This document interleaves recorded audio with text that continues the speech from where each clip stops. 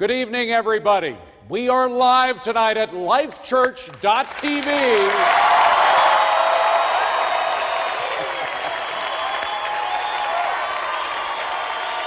We are in the heartland of America here at lifechurch.tv, and I'm so pleased that my friend Dave Ramsey asked me to participate in this event. You are in the right place if you're looking for hope, because over the last couple of years, over the last couple of decades, in fact, that's what Dave and his message have provided to all of you folks, to millions of people. Over 4 million tune into the Dave Ramsey Show on radio weekly to hear a message of hope. Millions of you have bought his books and attended his classes. You listen to him every week on Fox Business Network, every night at 8 p.m.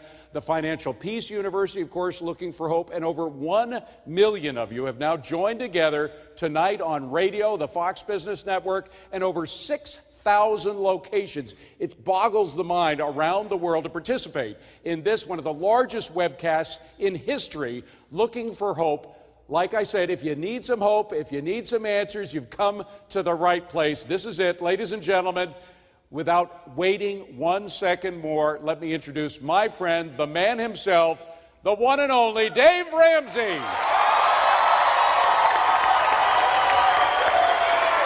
Wow. Woohoo! Yeah! Yes! Wow! You guys are awesome. Thank you. That's good. That's stuff I That's get enough. Thank you, guys. Thank you. That's good. Thank you, guys. You're awesome. You followed instructions on that standing ovation perfectly. Excellent job, you guys. Thank you, seriously. We're so glad you're here tonight. For those of you at home and those of you across the nation, we're so glad that you're with us as well. We want to start out by saying thanks to the Fox Business Network. They, along with the folks at lifechurch.tv and our team, have done an amazing job. Plus, many of you at these 6,000 locations across America have spent countless hours making sure that you could connect to this tonight. There's been a lot of time and a lot of effort by a lot of people to cause this to happen, and for me to get to stand here and look like I have a clue. And I'd like for you to give all of those people a round of applause right quick.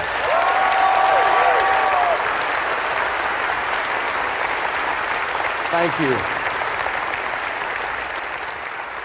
Because that's those tech guys, you know, that spent 24 hours, 3 days in a row up doing this kind of stuff. And they're the ones that did the real work, you know. I'm afraid if I'm not good at this, I'm going to get to go back to doing real work. So, also, I want to tell you, we are broadcasting from Oklahoma City. We chose that for several reasons. One is our relationship with the pastor here, Craig Rochelle, at this church. He's a good friend of mine, and this is a great place to operate from.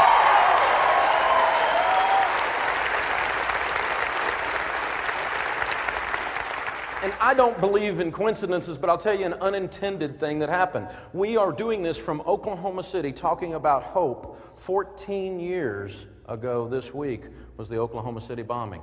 And so this is a community that has been scarred and yet has hope. I've walked among you for many years. I've come in here. You know about real hope.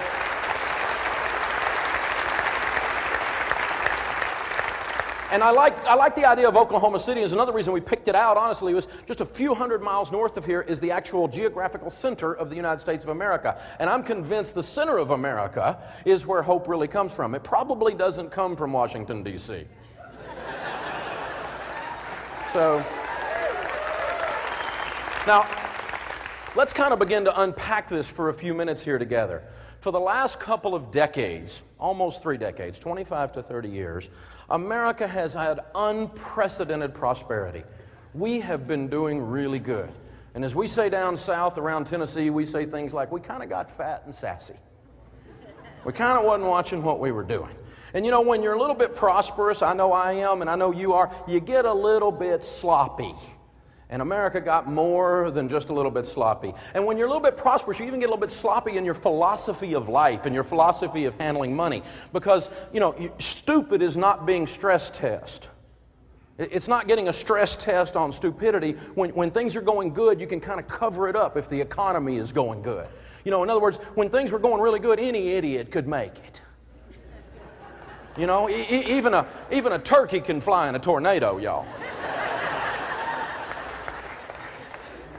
But now, stupidity has been officially stress tested. And the American family, while on this great vacation, had an amazing car wreck. And some of us walked away from the car wreck virtually unscathed. Some of us spent a night in the hospital. Some of us are in intensive care, and some of us are in a coma. And it's struggling out there. And people are hurting, and they're scared, and they're a little bit worried about cars. And so your ideas about money and about life have been tested. And some of them have come up, well, some of those ideas have come up lacking.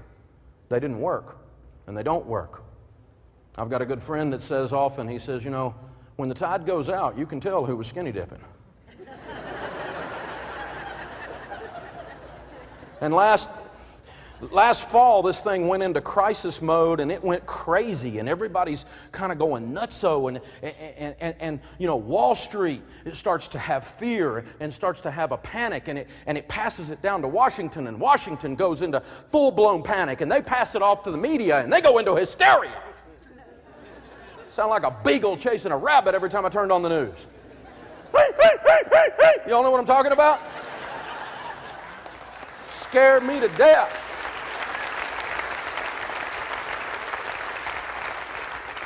Well, this was all going on, and I'm sitting there in Nashville doing my Fox Business show, doing my radio show, and so I'm kind of insulated from all of my friends that are these great anchors and great minds and things around New York that are in the media, and some of them are good friends, some of them are just acquaintances, but, you know, I'm watching them, and they're kind of having like this meltdown, some of them, right there on the television.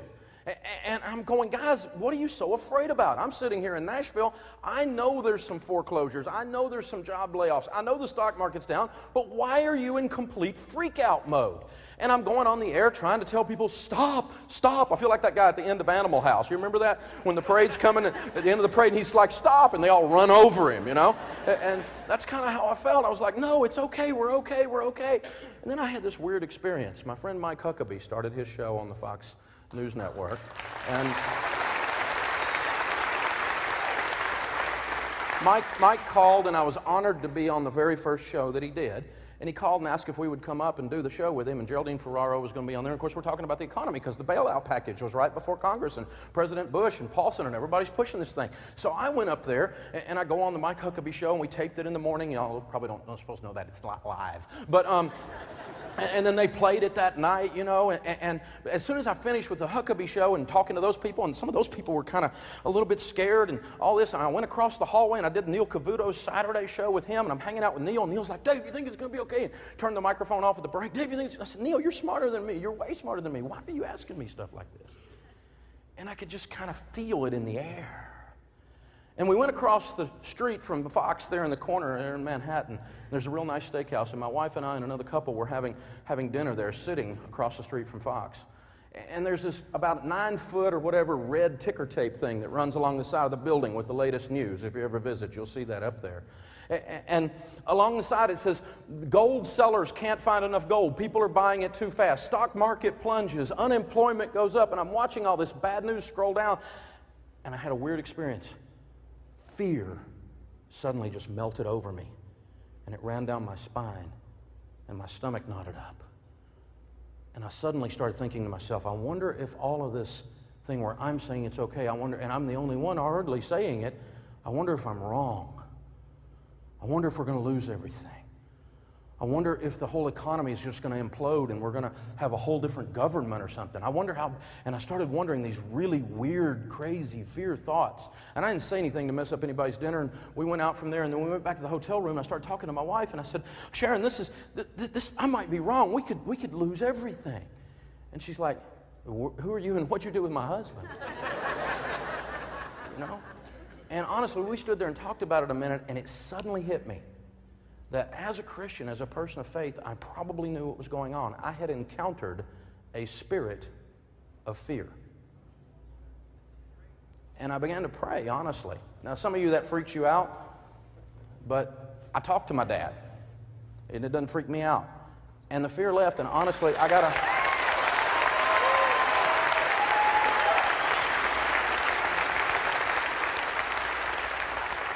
And I'm not bragging on me, but I got to tell you, the fear left me at that moment, and I hadn't been afraid about this thing since.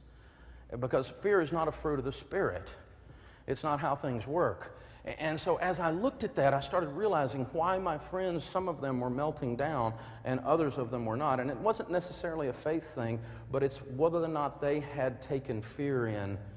And fear is the antithesis of what we're talking about. It's the antithesis of hope. And so the Bush White House and Paulson, they decided to bail out stupidity. And they passed trillions of dollars of deficits and put our grandkids deeply in debt to bail out stupidity. And then we get a new administration and they decide they're going to stimulate stupidity.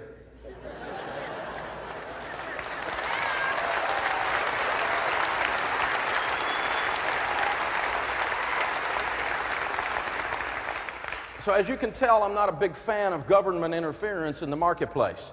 I kind of think, I'm kind of an old-fashioned dude. I kind of think let the chips fall where they fall. And this is how the deal happens. And I work my way into this, and I'm on these shows nowadays, and I'm talking about, hey, government interference and government bailouts are probably not the best idea. As a matter of fact, I'm pretty sure they're a dumb idea. And I'm talking about this over and over and over again. That's okay. There's lots of people that don't agree with you and me. And I was on Good Morning America one morning, and I love doing that show. They're so nice to me, Diane and Robin, and honestly, the crew behind the scenes, I've become good friends with them. I just enjoy going up there, and I enjoy talking to them. They do such a great job. And I was on there with a couple of other financial people, both of which, and this is kind of rare for me, but I actually found two people that are financially that I somewhat agree with. And so we had two other financial goobs on there with me, and it was like the financial goob panel thing, you know? And they came up, and these are two people who I really respect their intellect, and I respect their sincerity.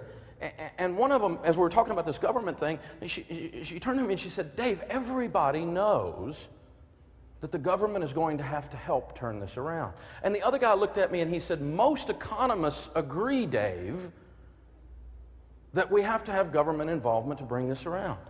And it occurred to me, I'm reading a different book than they're reading. I'm thinking differently than they're thinking. What is going on? Why do they honestly, with sincerity, believe that? And they're intelligent and bright people and sincere people.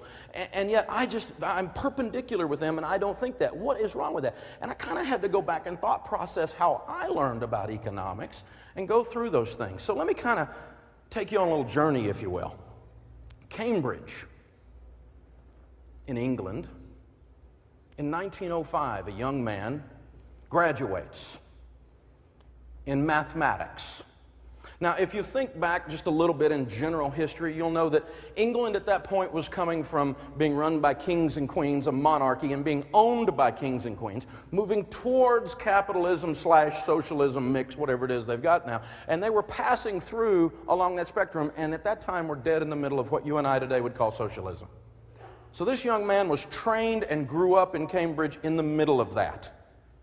Let's fast forward from 1905 a few years, and now he has become one of the leading economists in Europe, and he comes to the States in 1934 in the throes of the Depression, the Great Depression, and he goes into the office, the Oval Office. Walk into the Oval Office with me right now, if you will. And he goes and he sits down with one of our greatest presidents in history, FDR. And he sits down with him in 1934, and he says, President Roosevelt, this is how you can fix the economy, and he begins to unpack his theory of economics. Roosevelt didn't bite for 4 years. By 1938, though, Roosevelt bought the ideas and wove the ideas, and here are the ideas. Here's the basic tenets of this young man, now an older man's, ideas on economics. He says that full employment can be maintained. Full employment can be maintained only with government spending. These are the principles of his economic theory. Government must invest in public works and must hire the unemployed. These are the tenets, and here's the biggie. Government has to run deficit spending in a slowing economy. Now, deficit spending simply means the government is spending more than it brings in and runs up debt. So this man, we could call him the father of deficit spending, was the co-author, if you will, of the New Deal. His name was John Maynard Keynes, and he was the author of what we in economics call Keynesian economics. Now, I'm not going to bore you with a lot of this, but fast forward a few more years, and the Great Depression is ending, and we're at 1944, and unemployment has gone from 25 and 17% down to 1% in 1944. And the output, the gross domestic product of the United States has gone from very, very bad to double, almost triple. So 1944 is a boom year, and the New Deal and Keynesian economics is the new star on the horizon. This has brought us out of the Great Depression.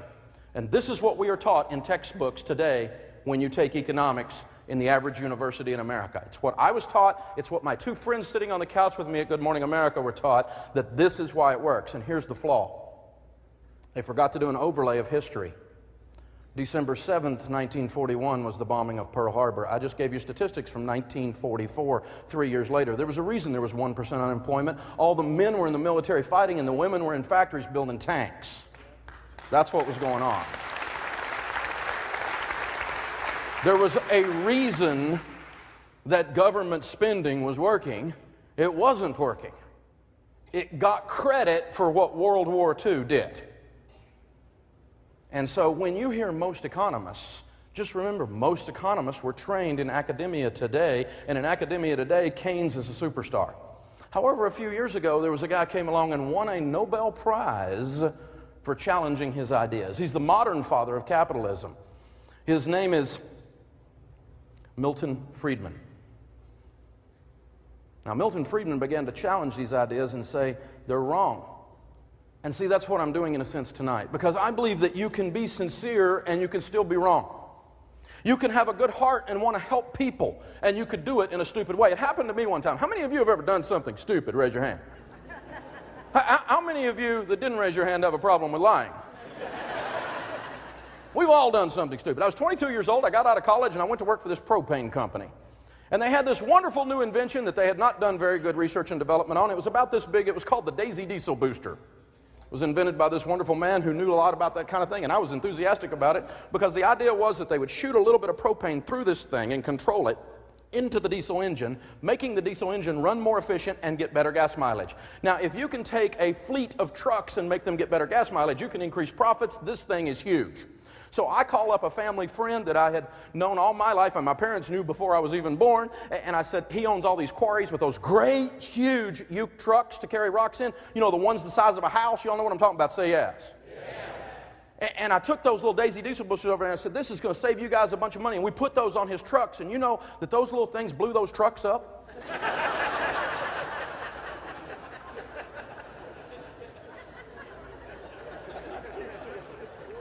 You can be sincere and still be stupid. And you need to keep this in mind as we go forward.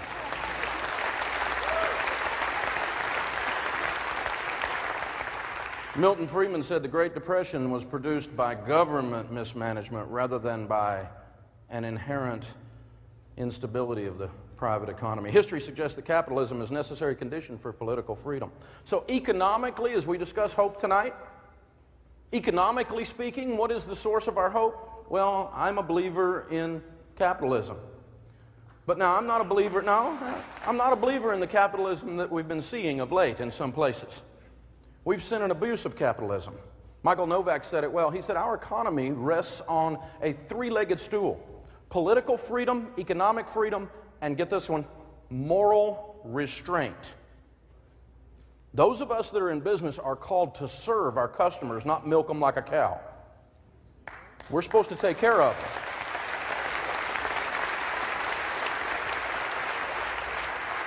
them. We need, again, a capitalism that has a value system that cares about its employees, a value system that cares about its customers. And that's what works. Gandhi said it. He said, commerce without morality will destroy us. And that's what we've been having in some parts of our culture. And it's given the rest of us that run a business right a bad name. And people have said, now, all business is evil. All business is not evil. I can tell you, the guy that fixes my hot water heater when it goes out, I'm really glad that plumber knows how to serve. I like a shower, and it gets bad around our place if I don't get one.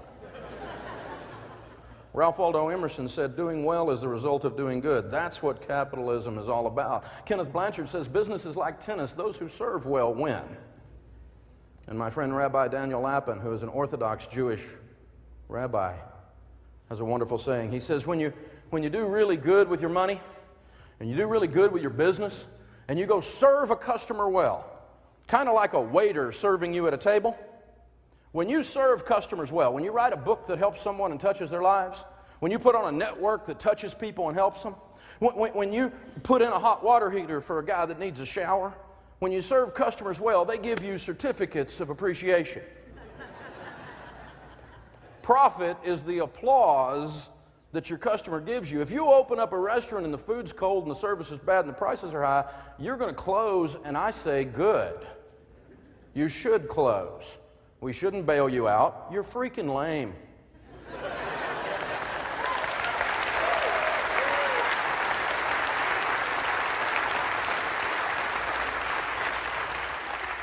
And we have some very sincere and kind-hearted people in America today. And they're very sweet people, and I meet them, and I disagree with them, and I still love them, and some of them have become good friends of mine. But they have this idea that no one should ever have pain. And that is a wonderful idea. I work with hurting people, and I don't want anybody to ever have pain. I'm a daddy. I got 3 kids. They're grown, and I don't want any of them to have pain. But the truth is, grown-ups, you're grown-ups. You're not children. You don't need a keeper. You don't need a caretaker. You need to learn to accept that this is how life works, and sometimes life's not fair. It's not. Sometimes it hurts, and sometimes it's scary, and those are realities. But we've got to go back to some basics in this country again. And one of those things we need to go back to is this. We desperately need to love people enough to allow them to fail. We need to allow failure. Failure's good. Failure is instructive. Failure brings clarity. Failure's cleansing, and it's corrective. And failure, if it's chasing you, will run you towards excellence.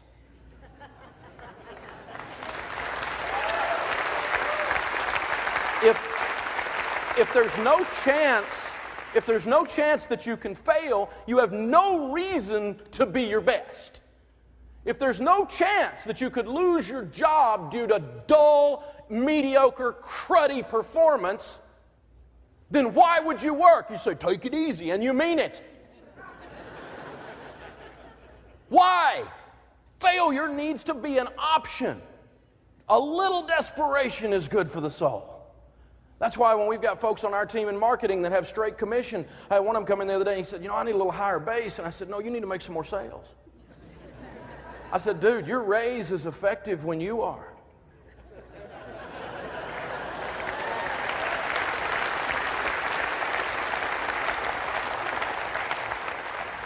See, I failed. I started with nothing and I became a millionaire by the time I was 26 years old, and I did it stupid. I borrowed too much money and I lost everything I owned. I almost lost my marriage and my sanity, and I did lose my hair. But I figured out what my friend John Maxwell says. He wrote a book called Failing Forward. That success is merely a pile of failures that you're standing on. We have to allow failure again. The Bible says, rejoice in your suffering, because suffering produces perseverance. And perseverance, character. And character, hope. And hope is a gift of the Holy Spirit. If you talk to successful people in anything, you will find, you ask them what's the number one character quality of successful people, they will tell you perseverance. Rejoice in your suffering, because suffering produces perseverance. But Dave, I'm afraid I don't want anybody to hurt, and if you get rich, that means someone else isn't going to get anything. That's not fair. Well, no, that's a wrong view of the economy. Again, my friend Rabbi Daniel Lapin in the book Thou Shalt Prosper says, the economy is not a cake, that if I take a bigger slice, you automatically by default have a smaller slice. That's not how the economy works. It is not finite, it is not limited. It is ever fluid, ever expanding. The economy is more akin to candles. If I take my candle and I light your candle, I was not diminished, I didn't end up with less, and you got light. He waited on me and fixed my hot water heater. I gave him some certificates of appreciation. He goes over and buys lunch at the local market and gives them some of those certificates of appreciation, and the economy expands. We light each other's candles until the whole room is lit, and that's how capitalism really works. We need to reintroduce something else into this culture, and that's the ancient word. You're no longer allowed to say this word. It's been removed from the dictionary. It is politically incorrect to say this word. You're not allowed to say this to your spouse. You're not allowed to say this to your parishioners if you are a pastor. You can never tell anyone this. You can't tell any people group this. You certainly can't tell your children this in our modern culture. This is a word that has left, and we need to desperately reintroduce this word. I'm going to reteach it to you because some of you haven't heard it in years. It's a little short word, but it's very powerful because it will set you free. The word is no.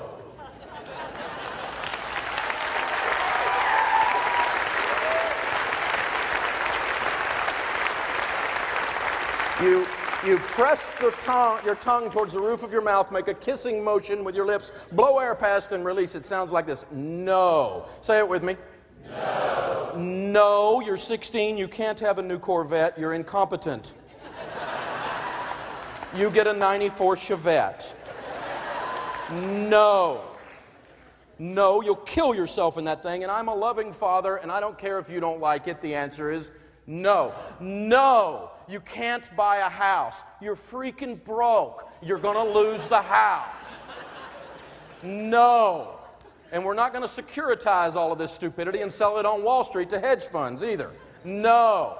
No, you can't rip me off anymore. I will no longer do business with your company or anyone that looks or smells like you. No. No. No. It's a powerful thing.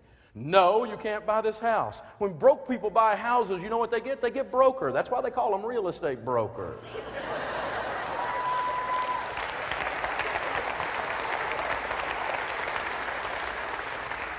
And lastly, there's this. If we're going to retake this country for you and I, we the people be the healing agent and the place that hope comes from, and we are the place that hope comes from, economically speaking, then there's another thing we need to do. We need to go back to taking personal responsibility. You need to clean up your own mess. You need to take care of your own house. You need to feed your kids. And you need to work, whatever that means. You need to get after it. You need to cause some things to happen. Personal responsibility. My dad used to say, you shot it, Tarzan, you eat it. Turns out McDonald's does serve hot coffee. And you were just a klutz and spilled it, and that ain't anybody's fault but yours. Shut up and be more careful next time.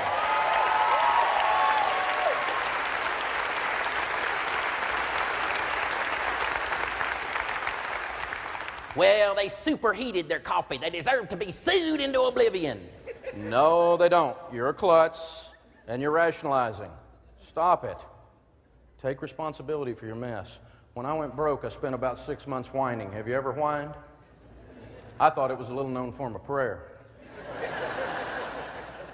And I sat around blaming the banks and blaming the IRS and blaming whoever I could blame. And one of my friends sat down with me over a cup of coffee, and he said, you know whose fault it was? I said, whose? I need somebody else to blame.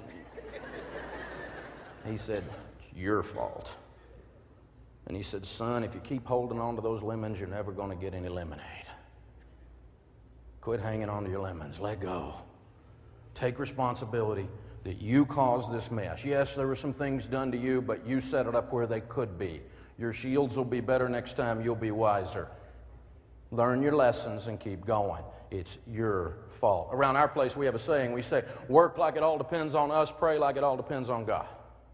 We take responsibility for pulling this off tonight.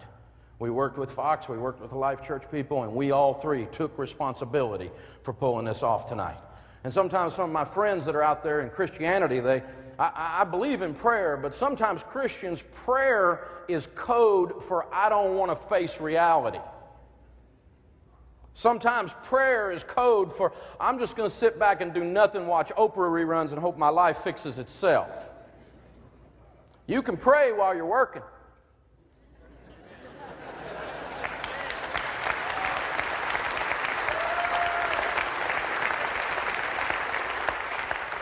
I love the story Earl Nightingale used to tell.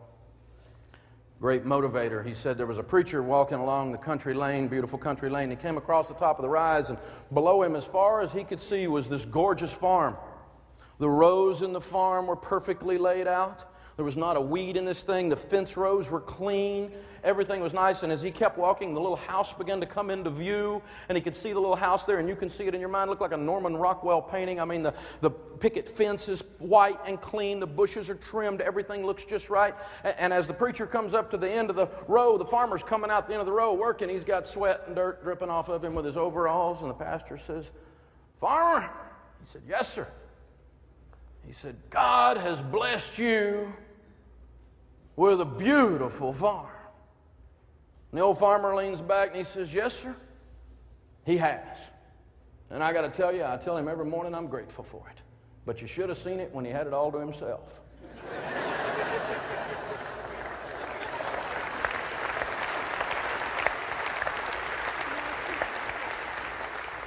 Woven into our faith, into our Judeo-Christian ethic, which is the fabric of this great land, whether you participate in those or not, woven into that fabric is this idea of personal responsibility.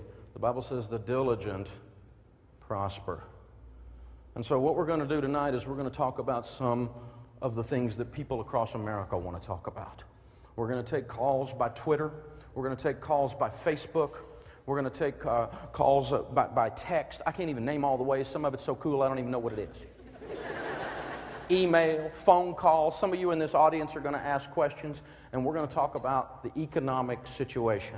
And I'm here to help you and serve you, and we're going to talk about Hope Night tonight. My friend David Asman is going to help us with that. He's kind of our MC tonight, and he's going to walk us through the different questions. And our team back here across the top, the town hall board, or whatever we call this thing back here with all this media coming in, they're taking the calls and the questions and all the interaction from the internet, and David is going to feed those to me throughout the night. So David, I turn it over to you, sir. We're calling this mission control, by the way, because we're all on a mission here. So this is our mission control crew. But first, we got an email here from, and I swear I didn't have anything to do with this, New York City, my hometown. Dan from New York City sent an email saying, it's a two-part question, is this our generation's Great Depression, our generation's Great Depression, and what are some of the differences between now and then? Well, that's a good question. It gives me a chance to talk about a couple of things.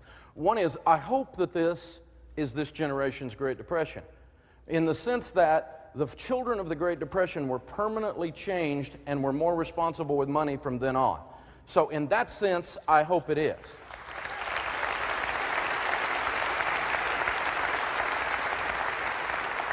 How many of you are like me? You were working in the backyard with your grandpa and you pull a nail out of a board and you'd straighten that nail out and put it in a can when you're working with grandpa.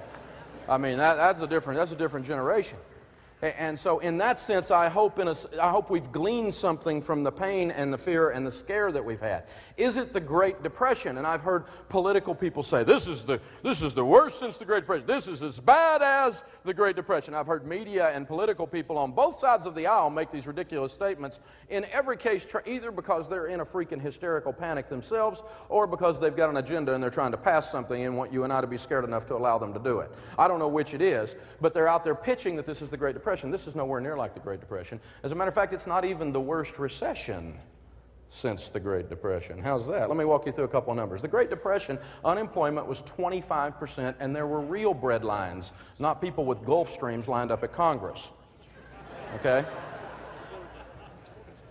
The real depression, the market dropped 89%.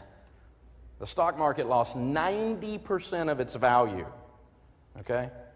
We've lost 57% right now, just to kind of give you an idea.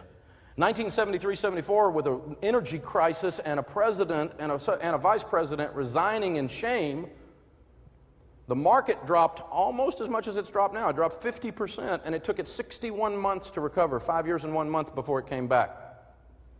And we had inflation of 11%. We don't have inflation of 11%. And we had gas lines around the block. Anybody remember the 70s? Yeah. 1982, we had another great recession coming out of the Carter administration straight into the Reagan administration coming in. Inflation was not non-existent, which it is right now. It may come back if we keep borrowing money at this rate. But inflation was not non-existent. It was between 10 and 13% in those years. Huge inflation. Stuff would double in cost in a matter of weeks, it seemed like. And I was in the real estate business in those days. It was scary how fast houses were going up. They were going up thousands of dollars a month. Interest rates, if you recall, in 1982, fixed rate interest on a mortgage was 17%. The market dropped about 29% in those days, not as far as it's dropped now as far as the stock market goes. But today we're not sitting on, oh, and by the way, unemployment was over 10% in 1982. Unemployment right now is 8.5%. We currently have an 8.5% unemployment rate. We have mortgage rates of 4 3/8 on a 15-year with paying 1 point. That's pretty amazing. We have no inflation, and we currently do not have an energy crisis. Okay? So this is not even as bad as 82 or 74, albeit bad, because there's a saying about unemployment statistics. You're either 100% employed or 100% unemployed. You don't really care about 8.5%. And yet 47% of Americans surveyed last month said they were afraid they were going to lose their jobs. We were at 5.5% unemployment before this started, so 3% of Americans have lost their jobs, and half of them are afraid. Now, what's that coming from? That's coming from fear, which is the antithesis of hope. It obviously does not represent reality. Their fear is false evidence appearing real. And that's what we're trying to combat tonight. So some of you may lose a job yet. That may be a reality. But this is not even the worst recession since the Great Depression. Does that make it any easier for you if you're hurting? No, it doesn't. But I'm trying to combat on a scope like this idea that the world's coming to an end, and we've got to stop the hysteria because that's making it worse. Everybody freaking out is making it worse.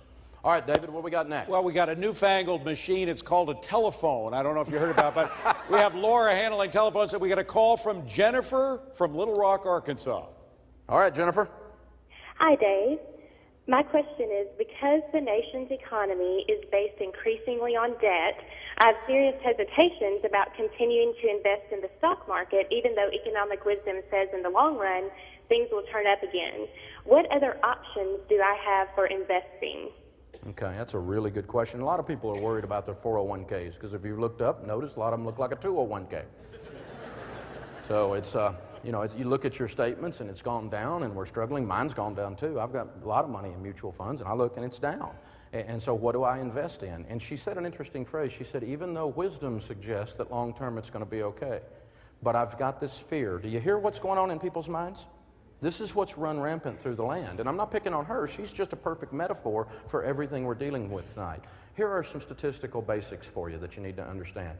Number one, 100% of the 15-year periods in the stock market's history have made money. And so this young man sitting back here who's in his 20s, this guy sitting over here who's in his 30s, even old guys like me who I'm 48, 15 years I'll be in my 60s. So what? I don't need the money till then. 100% of the 15-year periods in the stock market's history have made money. The stock market is artificially low right now. There's no mathematical support for how low it is. It has been driven by fear. And it's come back, and did you notice all the headlines? It's kind of interesting to me that the Dow Jones Industrial Average in the last 7 weeks has come up 22%. Somewhere in the 20s. I mean, depending on what it did today. I didn't look at it. But, 65.94 was the low on March the 9th. And it's hovering up around 8,000 right now. Have you seen any newspaper headlines that say Dow Jones Industrial Average returned 20% plus in the last 7 weeks?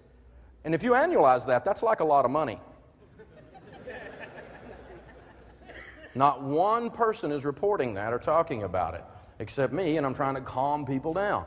And I was on a talk show the other day, and the guy said, well, last fall you were telling us, not to sell, and look where it is, it's even lower than it was last fall. And I said, I was telling you not to sell, but I wasn't telling you not to sell because of spring. I was telling you not to sell from 10, 15-year viewpoint. Where there is no vision, the people perish. And when you only look to Friday afternoon, when you live your life, thank God it's Friday, oh God it's Monday, and you do your investing that way, when you do your investing that way, you're going to be broke your whole life because you're going to live in a panic and you're going to put it in at the wrong time and take it out at the wrong time. You're going to try to time the market. Patience during a recession is a major thing. The S&P 500 since 1974, when it went down, dropped 50-something% on the Nixon and Agnew resignation. Since 1974, the S&P 500, which is a measure of the stock market, has returned 1,250% through today. That's a 1,200% return since 1974. Now, so I personally am continuing to invest because I believe that Home Depot, that McDonald's, I believe that Coca-Cola and Microsoft, I believe that Dell and these other publicly traded companies, are all of those I named going to be perfect? Absolutely not. I believe that Walmart and other excellent companies around America 15 years from now as a group are going to be worth more than they are now. If you don't believe that, then you pretty much have given up on the economy, because those are the best and brightest companies out there right now, and what they trade on over the period of years is, do you really believe they're worth half what they were this time last year? No, well, they were artificially inflated. Nope, they really weren't.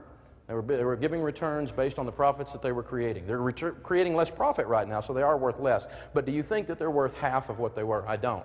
I think it's artificially driven low by fear. So I'm continuing to invest in the stock market, and I'm continuing to invest in real estate. In other words, if you have a 15-year perspective and you realize that the stock market is really at an all-time low in your lifetime for most of you, you're at Kmart, honey, and the blue light's on.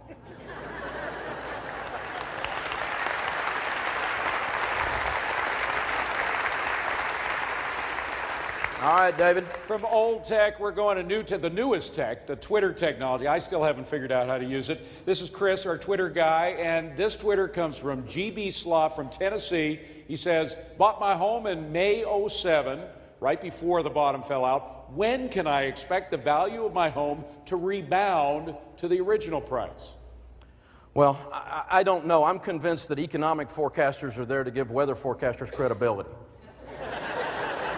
So I honestly, truthfully don't know.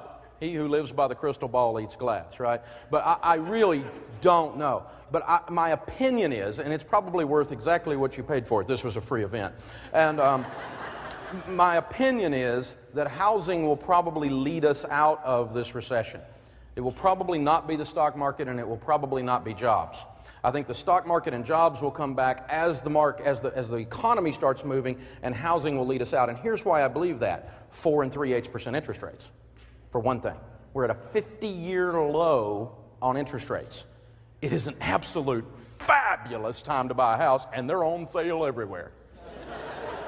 I mean, it is the best time to buy a house in I don't know when. It's absolutely incredible. Now, the second thing, the reason I think that is, I had an experience when I got in the real estate business coming out of college in 1982. Now, if you remember 1982, we were talking about a minute ago. Interest rates had gone through 17.5% was the actual peak on a fixed rate mortgage. Some of you are old enough like I am to remember that. And if you can imagine what happened to house sales when interest rates were 15, 16, 17%, frozen like a deer in the headlights, right? Now, I started selling houses in 1984. Following that in this subdivision, a high-end, expensive subdivision, not super high-end, but upper middle class. We had some nice models, and we had 14% fixed rate coming down. It was coming down out of that ridiculous stuff we were in. We had cars lined up around the block, and I sold 78 houses myself that year at 14% fixed rates. Now, why did that happen? Because a certain number of people are going to move every month for one reason or another. They're going to die, they're going to sell, they're going to move, they're going to be transferred, and when they're frozen because of the economy and they're scared, like they have been, then all of this, the water's backing up behind the dam. In economics, we call that pent-up demand. And then all of a sudden what happens is something happens and the fear breaks loose and the dam opens and it floods. So there's all these people for the past 6 months that have not been buying houses, and they're suddenly going to hit the market at some point. And that's going to give this thing this oomph, clear, to get the thing going, right? And the other thing that's going to happen is this. The inventory that's there, the used housing inventory, we sold 4.7 million houses last month, in the month of February. That's the numbers. Okay? And foreclosures are everywhere. The world's coming to an end. Foreclosures and statistics are awful. Foreclosures. Shut up. Listen. Stop. Listen. I pulled the foreclosure statistics and looked at them myself. Here's some numbers. 60% of the foreclosures occurred in 5 states. 40% of the foreclosures occurred over the whole other 45 states. There's some problem areas, in other words. 35 counties represent 50% of the foreclosures. So understand, foreclosures are very localized. Are they up in your city? They're probably up in your city. But listen, if you're in Las Vegas or you're in Phoenix or you're in California or Florida or Michigan, your foreclosures are up. The rest of you, they're up, but not like panic time. But the market still froze because everybody's been watching the news and everybody said the world's coming to an end. I mean, I got a friend watches CNN and Fox all day long. We're going to have to put the boy in a rubber room. He needs to just watch Fox, right? No, I'm kidding. I'm kidding. So here's the point, though. Here's what happens. When you build a house, it costs a certain amount to build a house. That's called cost of goods sold. I mean, the price of nails have not gone down. The price of shingles have not gone down. The price of labor's gone down a little bit because people are looking for work. All right? But it's not gone down dramatically. Lumber's not in half. Okay? It costs almost as much to build a house right now as it did a year ago. So when that used inventory burns off and we're left with only new housing, prices have to come up closer to new housing because that's what new housing is going to cost, and it's going to be in the mix again for competitiveness. So what you've got is new housing here lifting and elevating used housing as the inventory burns off. So some of these price dips in some of these markets is very temporary because, again, it's driven by fear. It is the best time to buy some houses. I got a friend buying all over Florida like crazy. He's worth about $20 million, and he's buying everything he can get his hands on in Florida because he thinks Florida is going to come back so fast that it's going to be a whiplash. So real estate's going to be fine, and it's the best time in 15 years or in 30 years to buy a house. But don't buy a house if you're broke. Okay? Make sure you got your emergency fund in place, 3 to 6 months of expenses. Make sure you're out of debt, and then when you buy a house, that house is a blessing. And Murphy doesn't move in your spare bedroom and bring his 3 cousins, broke, desperate, and stupid.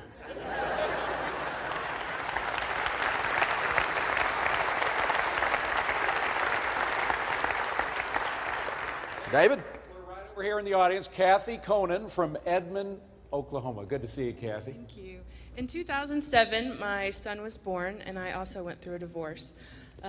So I had to quit my job in order to afford to finish my degree, and the greatest blessing came from that, and God gave me the ability to pay off $12,000 worth of debt. All right. So next year, hopefully I will graduate. And I'll be near 30, and I have not even begun to think about retirement or future educational costs for my son, who's now 2. Okay. So where to start and who to trust? Oh, wow. Well, let me first tell you, you're an absolute warrior. I'm so proud of you. You not only have gone back to school, you took charge of your life, you're thinking into the future about you and your son.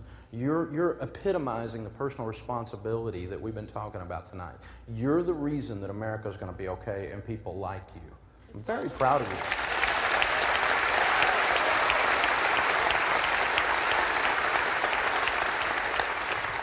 So you're way on track. 52% of the single moms live below the poverty level in America today. So you want to help somebody, by the way? There's somebody you could help as a single mom. Now, what would be the order of attack? Well, the order of attack would be our baby steps that we talk about in the book, The Total Money Makeover. We'll make sure you get one before you leave tonight. Now, baby steps are this. The first thing I want you to do is I want you to get $1,000 cash in the bank as fast as you can. Then we're going to work our way out of whatever remaining debt there is. That's baby step 2. 3 is finish your emergency fund. And then you've laid the foundation to begin to do your investing. And that's retirement. You can do a Roth IRA for you and a good growth stock mutual fund. You see one of our endorsed local providers to do that. They'll sit down with the heart of a teacher. You asked who to trust? You've got good instincts. I can tell by the way you've operated your life. Trust your instincts. When you sit down with a financial person, if you feel like you're being sold, get up and leave. 85% of financial people are taught how to sell and not what to sell. 15% of them have the heart of a teacher. So if you're with a mortgage person, an insurance person, an investment person, a real estate person, a tax person, and they get an attitude and they're trying to talk down, leave. Get out of there. You want someone who has the heart of a teacher. And you can tell they have the heart of a teacher if you get taught. So learn about investments, learn about the Roth IRA, learn about the educational savings account, and we'll get that 2-year-old in college. And I'll give you a prediction. 10 years from today, you're going to be killing it.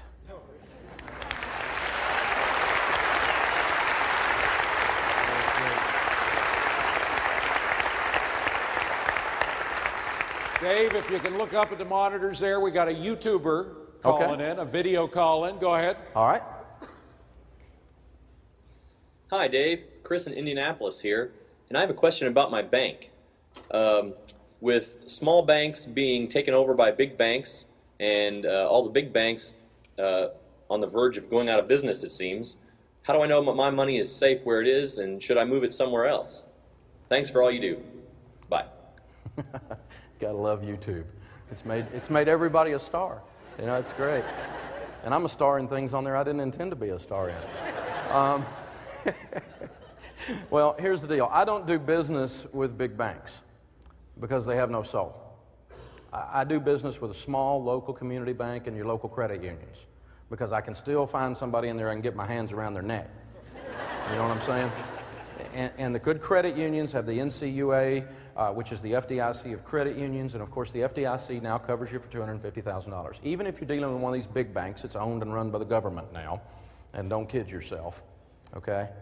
When the president starts firing CEOs, we know who's running things, all right? So we know what's going on. So don't kid yourself about that. So I don't have any money in Bank of America. I don't have any money in Citibank. You can if you want to, but I don't play with those boys. I got my little local hometown bank that still uses their brain. And you know what? They're more safe than the big banks because they didn't play in the subprime stuff. They were still using their brain. They had a little bit more, anyway. They were a little bit more responsible, but they're not as unstable financially. Now, if they get gobbled up, I had one of them I was dealing with. I deal with several banks, but I had one of them get gobbled up by one of the big banks and I jerked my business out of there. I'm not going with that play. Not because I'm worried about them closing, but because I know the level of service I'm going to get. I'm immediately going to be a digit, and I don't want to be a digit.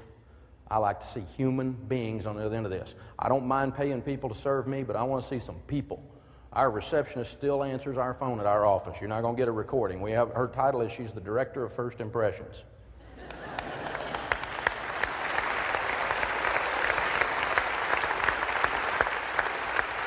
All right, David, what's up?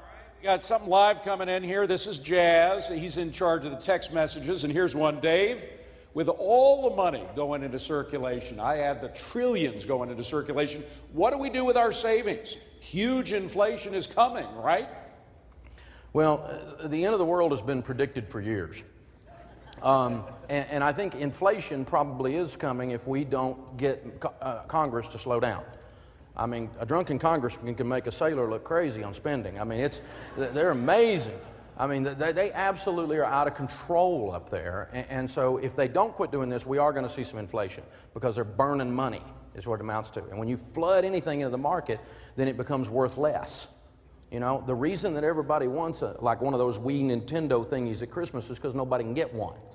And money works exactly the same way. A shortage of it makes it more valuable, and it's spread out everywhere makes it less valuable, thus inflation.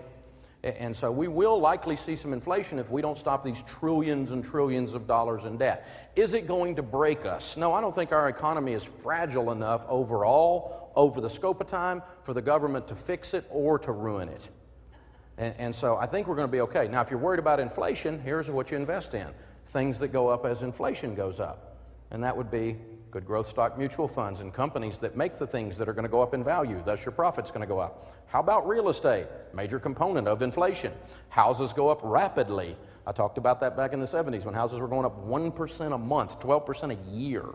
So, like a $100,000 house, 1 month later is worth $110. The next month it's worth $121. That's how fast it was going, all right? And that's 2 months in, you made 21 grand. That's inflation. And if you own that house, you got to hedge against inflation because you're riding the wave up. And so what you do if you fear inflation is you buy good growth stock mutual funds and real estate. Pay for it. Don't bet on inflation to bail you out. That's the definition of how to go bankrupt. All right, so, but the concept here is ride the inflationary things and you'll be just fine. It's kind of common sense if you think it through.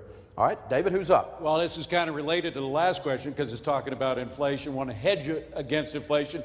This, by the way, is from Becky, and it's via Facebook. She says, I'm wondering if with recent developments, you still say not to buy gold.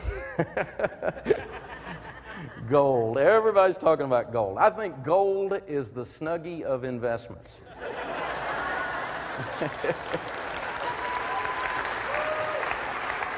What I mean is this. It's sold on midnight cable, and if you buy it, it'll make you look stupid. Okay? Listen, here's the statistical evidence on gold. Here's the real gold story, okay? I don't own any gold, and I'm not going to buy any gold, and here's why. It's a crummy investment. It's awful. Gold from 1833, that's a ways back, to the year 2001, gold has averaged 1.54% a year. From 2001 to now, it's made 15% a year. All right? Now, I had some mutual funds in the late 90s that were buying .com companies, tech companies. I had one mutual fund made 105% in 1 year. The next year, it lost all of that because those .com companies burst. You know what I'm talking about? Does anybody remember the late 90s? Shot way up, and then it went right back down. Gold is very, very, very, very volatile. But Dave, gold is what everyone will go to if the economy fails. It's the medium of exchange, and this whole thing's going bad, Dave. We're going to need gold. Well, really? Okay, let's kind of talk that through for a minute, because a lot of people actually believe that. But here's the faulty thing in that. Again, that's one of those myth things that are passed around by the gold salesman. It's a myth because gold has not been used as a medium of exchange in a failed economy since the Roman Empire. Here's what happens in a failed economy. Let me give you an example of a failed economy. New Orleans after Katrina. Not picking on New Orleans, but let me tell you what happened after New Orleans. After Katrina hit New Orleans, nobody's walking around with a little bag of gold. Okay? And they weren't even walking around with paper money. But you could trade a bottle of water or a can of gasoline for about anything down there for a few weeks, couldn't you? And some housing or a tarp to cover something. Goods and services are what become valuable in a completely decimated economy. And a barter-based economy starts pulling together and working up, and then you start to see this thing build again, and a currency re-evolves, sometimes under a new government, under a completely failed economy. Gold can be the standard, but sometimes it's not the standard. You know, gold is it has no intrinsic value. I could pick up dirt, and if I could get you to trade me something for it, it's just, it's another mineral is all it is. This one just happens to be shiny, you know? Really, there's no value to the stuff, and no one just trusts gold, except that a lot of people trust gold, okay? So it won't be the medium of exchange in a failed economy, and it's a crummy investment. So don't go there. And listen to this. It's at a 176-year high right now. Is that where you buy your investments? I try to do the old thing of, buy low, sell high, instead of the other way around. But you're going to hear the gold frenzy continue because it's what people go to when they get scared. And again, the gold shooting up is not an indication of it being a wise investment. It's an indication of the fear that has run and racked this market, and the fear that's gone to panic, and then it's gone all the way over to hysteria. And I got to tell you, I'm on the radio saying, don't buy gold, it's a bad idea, and I get hate mail from people. Of course, I get hate mail for telling people to cut up credit cards. I mean, Christian hate mail ought to be an oxymoron, y'all. You know? It's just...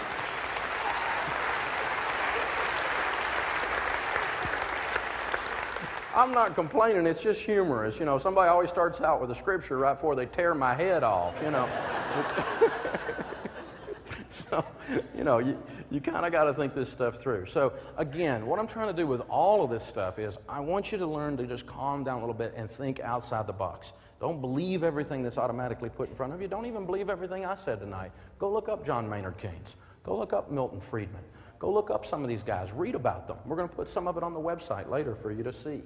And you can look it up for yourself if you don't like my research. You may not like the conclusions I came to. All of that's just fine with me. All I want you to do is learn to think for yourself, because I think we, the people, are the healing agent of this economy. But we got to think for ourselves and not be led around by our nose by somebody who's got another agenda. And I'm not going to play by their rules.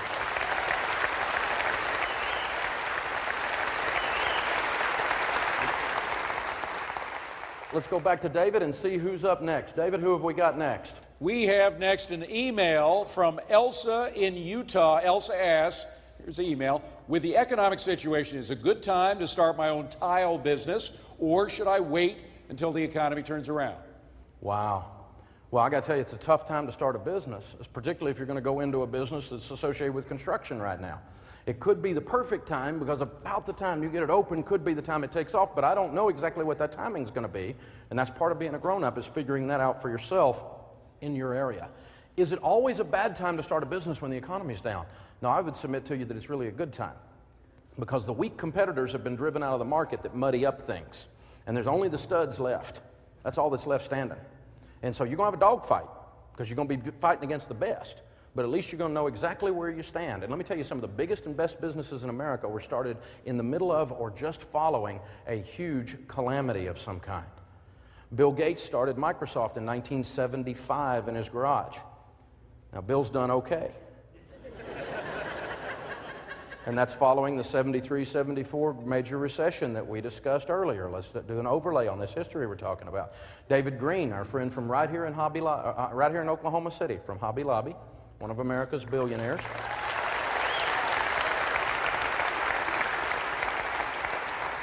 David is a friend and a wonderful man. The family are just wonderful people. They are who you hope they're going to be when you meet them.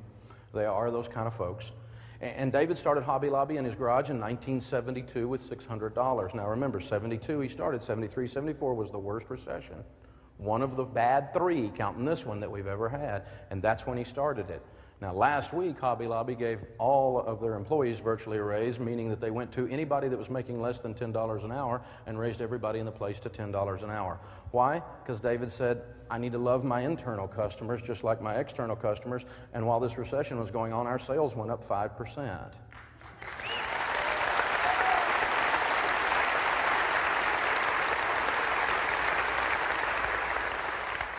I was 12 years old in 1972, and my dad got this really cool machine for me that would cut grass with fishing line.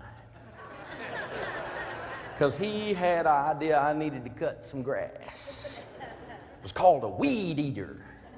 It was started by a guy named George Ballas in 1972. Weed eater sales by 1977 were $80 million in 1977 dollars. And that's before everybody and his brother started making the equivalent of a weed eater, and all the knockoffs hit the market. Now, George did okay, and he entered the market just as we hit into that 73-74 recession. My friend Esther Cathy that started a company called Chick-fil-A, another wonderful man, another wonderful family, and another wonderful company. He discovered the chicken sandwich and became the inventor of it, according to him. And he brought it to the marketplace in the year 1946, immediately following World War II, which ended in August of 45. And the economy and the nation was, had some good economic things as a result of the war, but now she was recovering and licking her wounds.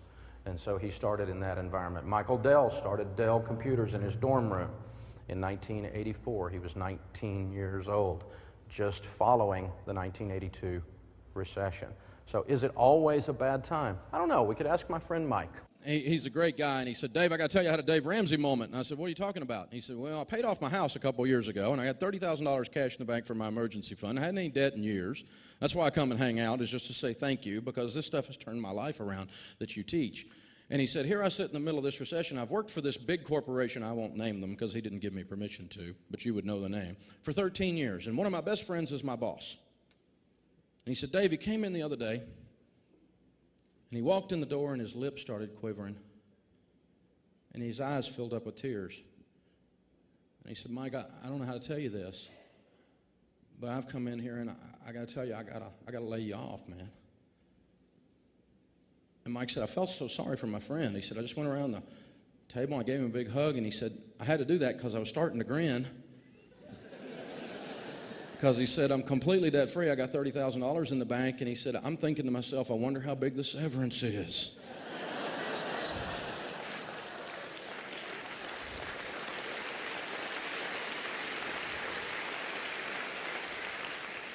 So he got a $70,000 severance package, put that with his $30,000, and he's in business, and he'll probably outperform that company that laid him off. What do you want to bet? All right. This is America, man. I tell you, Yeah. I love it.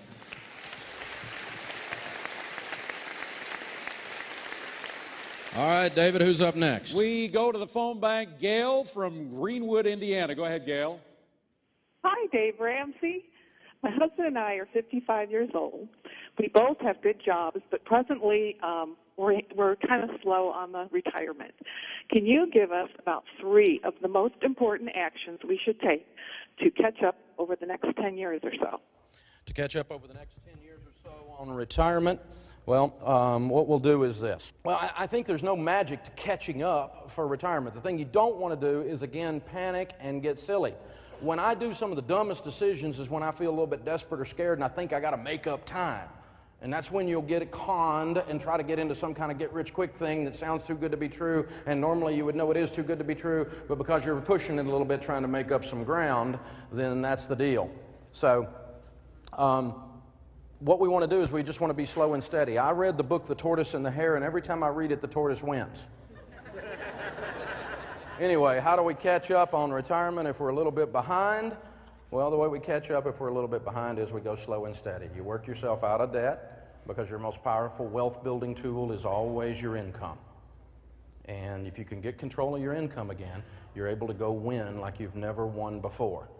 And so get rid of your debt, get your emergency fund in place, and then if you're over 50, you can super serve those Roth IRAs and that 401k. There's some provisions in the tax law that allow you to put extra amounts in. Sit down with your good mutual fund broker, your endorsed local provider. If you want to find somebody I endorse at DaveRamsey.com, you can, and they'll help you figure that out and let you play catch up a little bit in that process.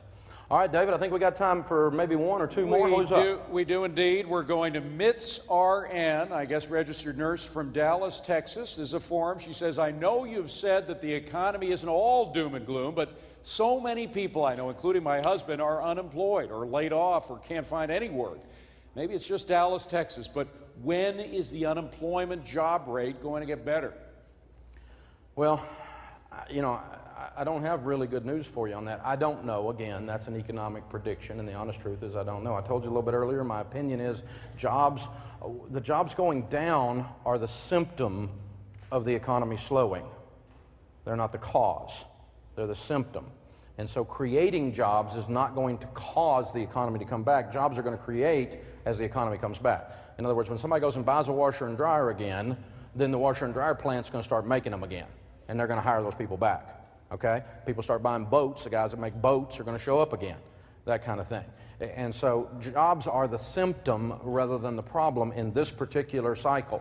Now, other cycles you could maybe discuss that, but in this case, making up jobs is not going to fix this. Jobs are going to be made up as this thing heals itself. So the bad news is if you're unemployed and you're waiting on traditional processes to bail you out of your unemployment, you're probably going to have a while, and I really wouldn't recommend waiting on that. I will tell you that unemployment has only gone up 3%. That's only gone up 3%. So most people are working, and I would suggest to you that you don't take this thing on of, ooh, the economy is the only reason that I'm unemployed. It's why you lost that job, but you've got to get your chin up again, stick your chest out again, you know, comb that hair back and get after it again. Now, I'm not picking on you, but I'm saying that your attitude and how you approach your job interview makes a lot of difference. And if you go in there going, well, you're not hiring anybody because of the economy, are you? They're going to say, well, we might be, but it wouldn't be you, Eeyore. You know? And so this spirit of Eeyore is out there. And again, I'm not saying that it's not normal to whine. I earlier admitted that I am a whiner when pain comes. And if you don't believe me, just ask my wife about when I get the flu. You know, I'm not a good patient. So I'm not picking on anybody that's hurting. That's not my point. But my point is this: please, for the sake of your own family, don't wait for the economy out there, this vague thing, to get better. For goodness sakes, don't wait on Washington to fix your life.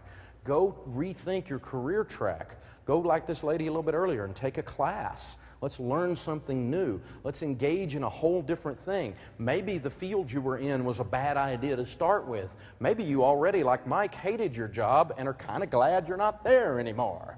So this is your opportunity to fly and be free. So the way I look at it is this: if you adjust the attitude of your life, you can adjust your altitude. And that's not just Pollyanna positive thinking bull stuff, okay? The truth is this: you got pushed out of the nest. You got 2 choices. Hit the cliff wall on the way down, Or spread those wings, baby. Spread those wings and adjust. It may be that you are an eagle that somebody need to give a little push to because you've been acting like a buzzard. You know? You need to get out there and spread those wings. God put you on this planet to do something. Maybe you weren't doing it, and He said, here, fly. You know? And so but is it scary when you jump? Yeah, it's a long way down there. Failure is a possibility. That's why I be flapping, right? And so that's the thing.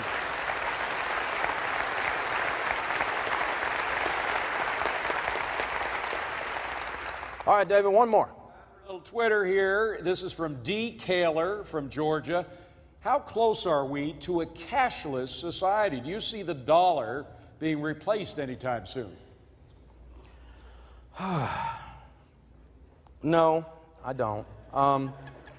We are certainly more cashless than we've ever been because of the use of debit cards. I use a debit card. I don't use credit cards. I don't play with snakes. They bite. But we're more and more cashless. Sometimes when I hear that in a setting like this where a large portion of my audience are Christians, I also kind of hear this end times thing. Is this a sign that Jesus is coming back? And it could be. But I'm getting old enough, and I've been walking around in North American Christianity, that I kind of see these waves of everybody predicting the end of the world come through every so often. Anybody remember 88 reasons he's coming back in 88? You know? And so the truth is that Scripture's pretty clear. It says that the day or the hour no one knows. So I don't know. I'm not a student of eschatology, of end times things. I'm not a student of that. People that know that stuff scare me. So I really don't know about that, honestly. But I'm just kind of suspicious of anybody who says they do and are predicting that it's right now, because Scripture's pretty clear that we're not going to know the end of the world. And here's the deal. The Scripture's also clear that while you're here, regardless of whether the end is tomorrow, or whether the end is 3 weeks from now, or whether the end is 35 years from now or 350 years from now, the Scripture says those who plow should do so in hope. You're supposed to keep plowing while you're going. Because we don't know. It may be by the end of this row. It may be by the end of the next season. It may be by the end of that. It may be by the end of something else. We just don't know. Now, I want to close up with this. I want to give you 3 things to do if you're struggling with your hope out there. 3 perceptions to look at. Because people are struggling with hope. It's legitimate. We've talked about it. Sometimes it's false evidence appearing real. Sometimes you've been out of a job for 6 months and they're foreclosing on your house, and it's just real around there, man. Like the guy said a little bit earlier on David's show, it's a knife fight. You're in the middle of a knife fight and somebody else has got a gun. You know? It's just bad, and it hurts, and I am not making fun of anybody in those situations. But I will tell you this, kind of like the lady that called him or emailed a while ago about unemployment down there in Dallas.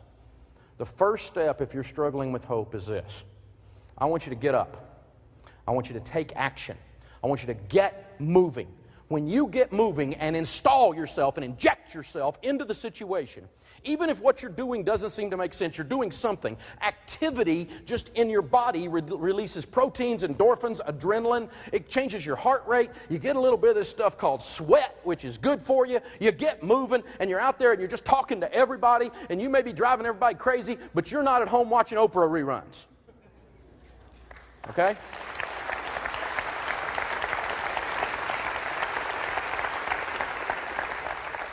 It's not a perfect formula, but you know that your best chance at success is you. And it's really your only chance. You wait on some congressman to fix your life, darling, you're going to have a long wait. Have you noticed how effective they are at anything? You standing at the mailbox, you're going to be standing there till you're old. All right? The president is not going to fix your life, whether he's a Republican or a Democrat. They're not, and it's not their job, even if they think it's their job. It's not their job. It's your job to fix your life. So go out there and take action. Go out there and clean that fence row and make that farm beautiful. And work with your hand in God's glove and be that person you're supposed to be. My grandmother used to say there's a great place to go when you're broke, to work.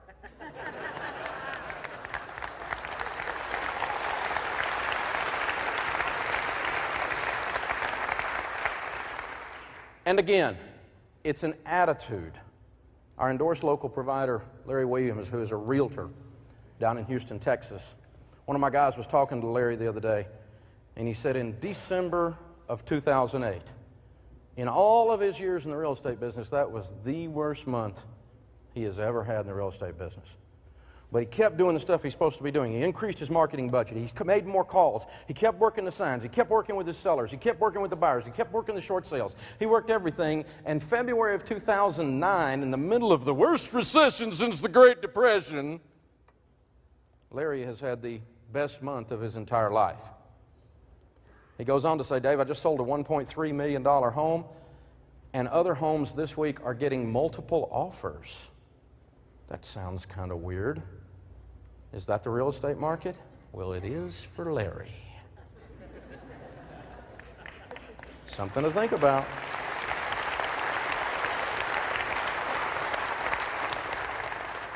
So I'm saying, not that it's a perfect formula again, but that you need to think. You need to get creative. And you may have been pushed out of the nest.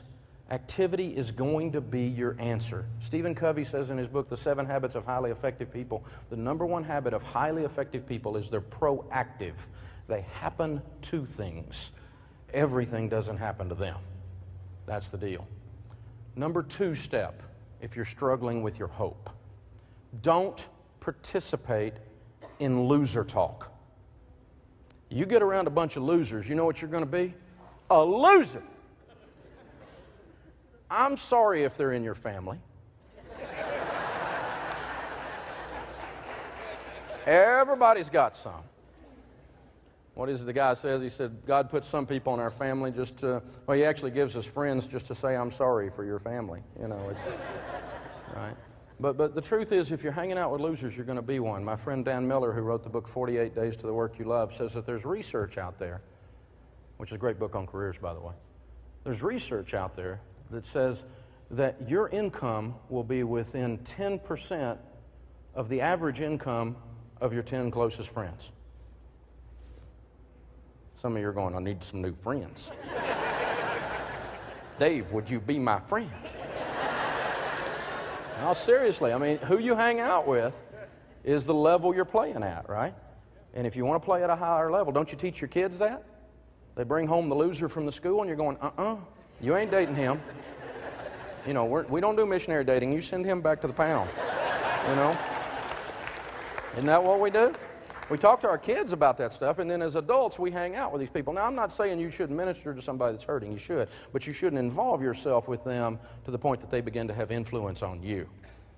That's what I'm saying. Zig Ziglar, my friend, says, he says, I don't participate in loser talk. He says, I get up every morning, I read the Bible, I read the newspaper so I can tell what both sides are doing. Dan Miller, I was just talking about a minute ago, has a book called No More Mondays. And in that book, No More Mondays, Dan talks about 2 landscapers that are right there in my neighborhood. Dan's a neighbor of mine. And he is a career coach, so he was career coaching both of these guys in the exact same situation, and this was a couple of summers ago. One landscaper had been in business for years, and he began to tell Dan about how none of the customers would pay him. All his equipment broke down all the time. It was a struggle to get good customers, and when you did, and it was a struggle to get good help. You couldn't get people to work for you. They'd steal from you. Everything was wrong, wrong, wrong, wrong, wrong, wrong, wrong. This guy had the spirit of Eeyore on him. It's all bad. The world's coming to an end. And within weeks, that guy had filed bankruptcy, and the economy drove him out of business. He said, there's another landscaper I was working with. He said, Dave, this is the best year of my life. He said, I got the best customers. I got the best employees. He said, my equipment just works all the time. He said, I get people giving me stuff. They give me leads. They smile at me. They talk to me. And he said, you know why? Because he's got energy and he smiles. And he's good at what he does. I don't want Eeyore planting my bushes. Because Eeyore might get off. He might rub off on me. I don't want to be around there. So be careful what you're taking into your mind, who you're hanging around with, what you're reading. Read some good books. There's some out there. Let me tell you, you need to read the book, Who Moved My Cheese? Because America, your cheese has been moved. It's time to look at things a little bit different. You need to think about things. Charlie Tremendous Jones, who passed away last fall, used to say that 5 years from today, you will be the same person you are today, except for the books you read and the people you meet. And you'll be making the same income you are today, except for the books you read and the people you meet. You know, the average millionaire can't tell you who got thrown off the island.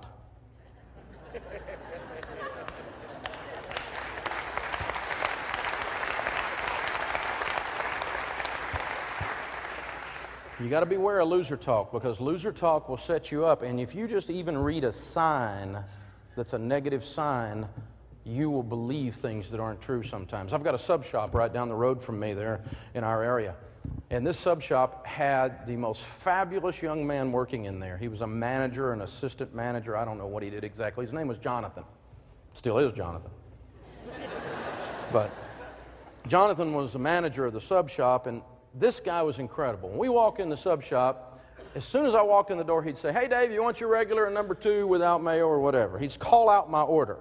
Now, I got to admit, and I shouldn't admit this right here in front of several million people, but I have to admit, I thought maybe he knew my order because it was Dave Ramsey.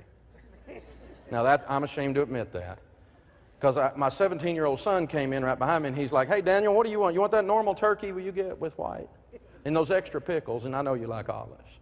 And as Daniel and I sat there and ate our sub, we watched him, everybody from banker to construction worker, everybody from maid to mom who came in the door, Jonathan knew their order off the top of his head if they had ever been in there even one time. He smiled, he had energy, he came out from behind the counter, and as the leader of the organization was the guy who served the most. He bussed the table, he stopped and chatted up with you. This was a sub shop. You would have thought it was a 5-star restaurant, the way Jonathan took care of us. It was absolutely incredible. I never thought much about it. I just thought, this is a sharp young guy. I probably ought to hire him. It did occur to me a couple times. I wished I had, because I looked up a few weeks later, and Jonathan, even though he was the highest producing thing around there, obviously, I don't know, maybe they weren't taking care of him. Maybe they didn't pay him enough. Maybe they didn't cut him in on the profits, and he probably was the reason for their profits. Would you agree? Say yes. Yes. But I looked up one day, and Jonathan had quit. And he went to school, is what they told me. They told me he'd gone back to college, and he had figured out that he needed an education to get ahead. I wished I could have caught him, because he was already ahead. He just needed to apply it somewhere other than a sub shop, because he had all the right stuff. But he'll be okay, because he's Jonathan. Drove by there last week, and there's a sign in the window. It says, "Closed due to the economy." They're not closed due to the economy. They're closed because they lost their Jonathan. And they blamed it on the economy. You're probably the next Jonathan. Or maybe you've got one working for you, and you need to go in tomorrow and tell him or her how good they are, and how awesome a job they do, and how proud you are to have them in your association. You need Jonathans, America. Jonathans are what make America great. Jonathans are what brought things around. But that sub shop owner closed. And I got to tell you, I hate it, because the subs were good, but as a metaphorical example, it's fabulous that that place is closed, because that owner apparently did not understand a treasure when he saw it in Jonathan. Because America's full of Jonathans. I see them everywhere I go. And that's why I know we, the people, are going to be okay. Jonathan's out there. So don't read that sign that says we closed because of the economy. They didn't close because of the economy. They closed because they lost their Jonathan. And that's how it works. Lastly is this. Third step I want you to remember if you want to get your hope back. The first one is take action. Second is don't participate in loser talk. Be a reader. Feed your brain with good stuff. And the third one is we need to learn to give again. We need to learn to give again. We talk about giving. America is the best giving nation that the world has ever known. Not our government, our people. When there is a tsunami, when there is famine, when there is anything, Americans are the ones that are on the scene with American dollars helping people. Social justice is put forth more by Americans than any other country in the history of the world, but we still need to do better because we have so much. And we need to give again. And if you're struggling with your hope, I would submit to you that if you will give extra, not of your money necessarily, but of your time, go and maybe you're broke, maybe you're completely unemployed, and you're saying, "Dave, I need to give." Well, go serve soup at the Union Mission. Go serve the homeless. Help them do some laundry down there. All of a sudden, you'll get your eyes off of your hopelessness, and your hope will start to come back. You'll meet some people who have a little less hope than you, maybe. I don't know, maybe you go over at the nursing home and you read some of those folks a story. They need somebody to talk to them. Not enough people do. Find some way to give. We need to get back to giving, because when you give, you take your eyes off of yourself, and when your eyes off of yourself, you always have more hope. It always works that way. And there's a lot of us out here that are kind of griping about the government, and we've been cheering and laughing about that tonight. And I've got a plan. And I want to invite you to join my plan. I like tea parties, and I think they were fun. Some people don't like them, and I understand that. I'm okay with that. And I'll participate in the tea parties too. But I've got an idea that kind of goes along beside those guys. I think that we could give, we the people, especially those of us in churches, I think if we really put our hearts, minds, and wallets to it and got our acts together, the church got its act together, the individuals within the church got their financial act together, I think we could give the government out of business. I think we the people could take over the country.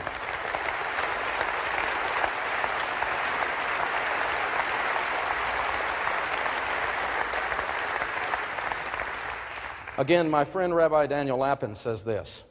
He taught me about a Jewish ceremony on the Sabbath as the Jewish folks are getting ready to enter their work week, which they consider work to be worship. I think worship service and customer service are kind of the same thing, he says. I think that's a wonderful picture. He says they have what's called the Havdalah service. And the Havdalah service at the end of the Sabbath as we enter the work week is this. They take a saucer and a cup like this, and they pour wine in the cup to represent taking care of your own household. Evangelical Christians would say we take care of our own household first, or we're worse than an unbeliever. That's in the Scriptures, in the New Testament. But in the Old Testament, they pour the money into the wine. They pour the wine into the cup to represent taking care of your own household first. But when it's full, they don't cease pouring. They keep to pour. And they pour and they pour and they pour until the saucer below is full to represent that you keep producing to give to others. Hope doesn't come from Washington. Hope comes from you and me. Hope comes from God. That's where it happens. Listen, don't place your hope in the wrong place. There's only one place you can place your hope that won't let you down. That's the hope-placing place. The hope-placing place was put in place before the foundations of time were laid. And it's in the nail-scarred hands of Jesus. You place your hope there.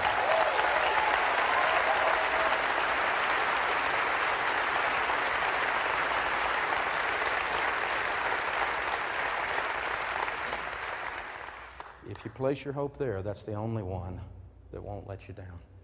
It's been a joy to be with you this evening. Thank you so much, America. Go get them. I love it. Thank you, guys. That was awesome. Woo-hoo. How you guys doing? Good to see you. What's your name? Hi, good to see y'all. Oh, yeah. Good to see y'all. Howdy. Thank you. What's your name? Chrissy, it's good to meet you. Thank you. Thank you. Hi, what's your name? Pleasure to meet you. Hi.